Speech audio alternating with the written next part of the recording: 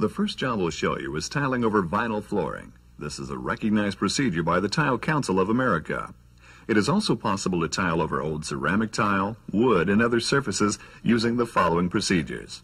Ideally, removing these materials or covering badly cracked surfaces with a concrete backer board is recommended.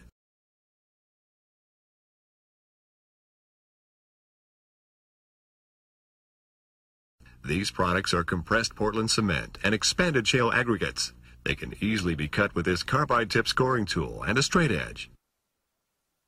Score along the straight edge and snap it the same way as you would do with drywall. For cutouts and holes, use a chisel to break through the fiberglass. Then with a hammer, break through the board.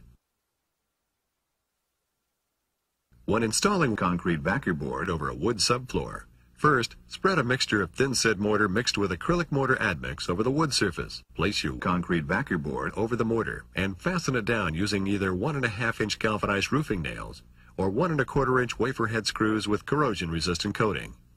Place the nail or screws every 6 to 8 inches apart throughout the entire surface. The wonderboard panel should be 1/8 to 3/16 of an inch apart. The following power tools should only be used by those who've had the proper training and are familiar with the power equipment being used. The first example of cutting tools is a wet saw. The wet saw cuts using a diamond chip blade and is water cooled. You can rent one of these saws in most rental yards, and it's designed to cut all types of tile. It easily makes straight cuts, angle cuts, miter cuts, and many other types. There are several types of cutting tools for every tile. They range in price and size for your needs. These are just a few of the best and easiest to use on the market. They are all equipped with a carbide cutting wheel that scores the tile, then with a quick snap, they split the tile in two. These are the basic tools you will need when tiling. The first tool is called a margin trowel. It is used for prying up tiles and mixing mortar. Here we are demonstrating the rod saw. The rod has small carbide chips attached to it, which allows you to saw through the tile. This works well with most softer tiles. The next tool you'll need is a notch trowel. The notches on the trowel come in different sizes to measure the correct amount of mortar to be applied to the surface for the type of tile you are using. Here we have the tile nippers. The cutting edge of the nippers have carbide teeth that are used to bite off small pieces of tile. Mark a line on the tile you need to trim and bite off the small pieces. Use only the edge of the nipper's teeth as shown for smoother cuts.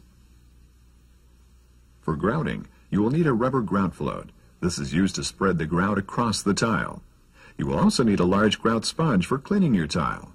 The remaining tools you may already have, like a pencil, a tape measure, a chalk line for marking your working lines, and a carpenter's framing square and a long straight edge. You will also need a couple of large buckets, some rubber gloves, and good eye protection when cutting tile. Today, we'll be installing 8x8 tile using the grid layout method.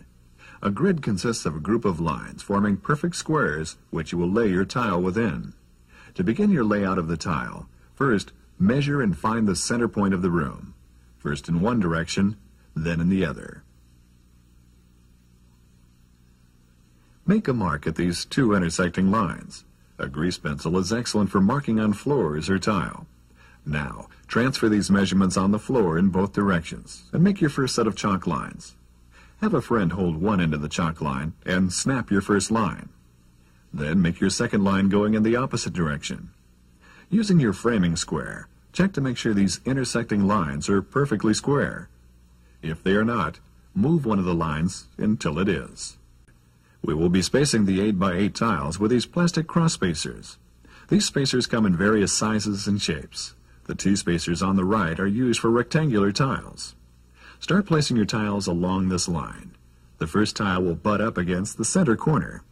Add your first spacer and place in the next tile. Continue adding your spacers and tile along this line until you come to the side walls of the room. As you can see, the layout leaves us with a small sliver cut in front of the cabinets and at the other side of the room. Most people prefer a larger cut instead of the sliver cut. To accomplish this, remove the first two tiles you placed in, and take a tile and place it on the line so that the line is in the center of the tile. Then begin to replace the spacers and slide the rest of the tiles in place. Continue this procedure like before until you come to the two side walls. As you can see, this leaves you with a larger cut at both ends of the sidewalls. Most people prefer this layout over the smaller cuts. Now place your square and straight edge on the center tile and begin your layout in the opposite direction. Continue to set your plastic spacers in place until you reach the end. In some cases, you may need to make a cut here. Move the tile around until you have the desired layout. To establish your working grid, place 3 tiles on the floor with the spacers. Then add 1/4 inch or the width of the spacers. This will give you the correct spacing for your grid layout. Make this mark right on your tape measure for easy reference. As you can see, our grid will be 24 1/4 inches across. Make these marks at both sides of the room. You can now snap your first grid line. Now continue transferring these lines down both sides of the room. Be very careful and make sure your measurements are exact. If you're off a little, you'll have problems later. Double check your measurements often. Taking care now will pay off in the long run. You can now snap a couple of lines and get started with the tiling. Using your spacers, start setting your tile for a dry run. The spacers will keep the layout square. Now, place your tape measure on the grid and measure the cut and the first 2 tiles. As you can see, it's 20 1/2 inches. Transfer this measurement to the floor. This will be your first grid line in this new direction. Begin marking off the remaining grid lines at 24 1/4 inches or every 3 tiles. You can now snap your first course grid line. We have decided to start running tile down this wall, then into the laundry room. We will then tile the laundry room and then back out. Now it's time to mix your thin-set mortar. Mix the thin-set mortar and acrylic mortar admix according to the directions so it spreads easily but has enough consistency so when you comb the mortar with the notch trowel, the ridges will stand up and not slump. The notches on the trowel come in different sizes to measure the correct amount of mortar to be applied to the surface.